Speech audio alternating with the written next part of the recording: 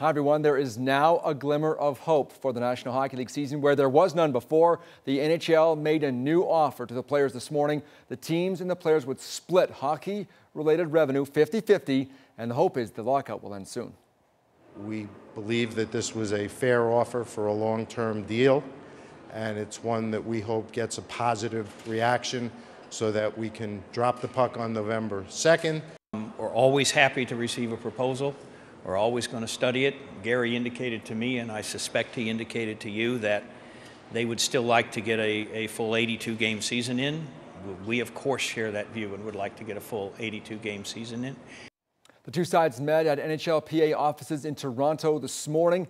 NHLPA head Donald Fears says he and his staff will study the offer now, talk it over with the players, which they are currently doing, and get back to the league as soon as possible. The players held a conference call earlier this afternoon, which is ongoing, to go over the details of the new offer.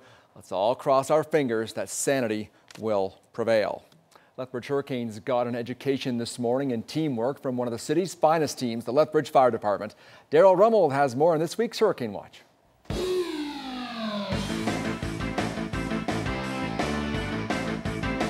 On the ice, the Lethbridge Hurricanes battle tough and skilled opponents. In the field, these firefighters battle an often unpredictable and deadly opponent. You know, we're very fortunate we get to play in the best junior league in the world, and you know, these guys are, they're keeping us safe. Inside the Incident Command Center at Fire Hall No. 1, Canes players got some insight into what these real-life heroes do on a daily basis and how their department operates. And hopefully they'll have an interest and maybe look at our organization as a career. You know, as hockey careers change, maybe they'll consider working with us. 20-year-old forward Graham Hood is already starting to consider his post-hockey career choices, and this is at the top of the list.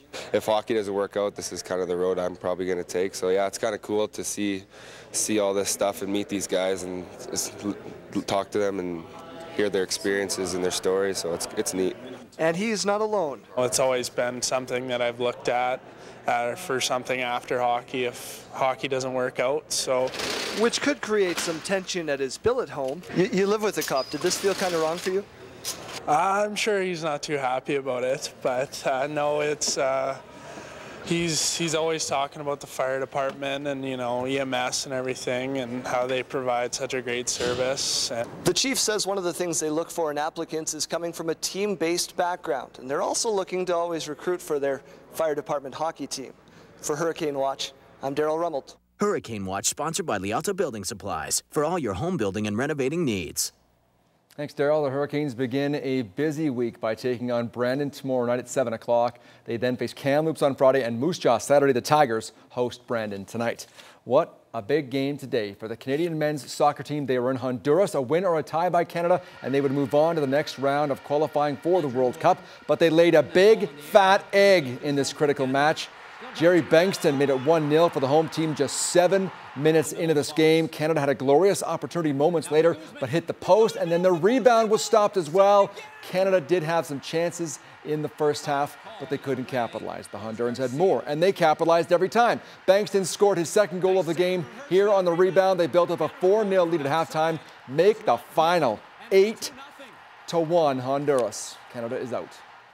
Captain of Canada's women's soccer team, Christine Sinclair, says she has no regrets for the comments she made after an Olympic match. After their dramatic semifinal loss to the U.S. At the Summer Games, Sinclair criticized the refereeing in several media interviews, but FIFA now says the 4-game suspension handed down to the 29-year-old last week was for displaying bad behavior towards officials, not for her public comments. Sinclair was also fined a little over $3,000. Jackie, that's the sports. No comments? No, none. I said what I had to say last week. Okay. How old do you think the oldest man in the world is? Oh, boy. Oh. We're going to find out, aren't we? We are, right after this break.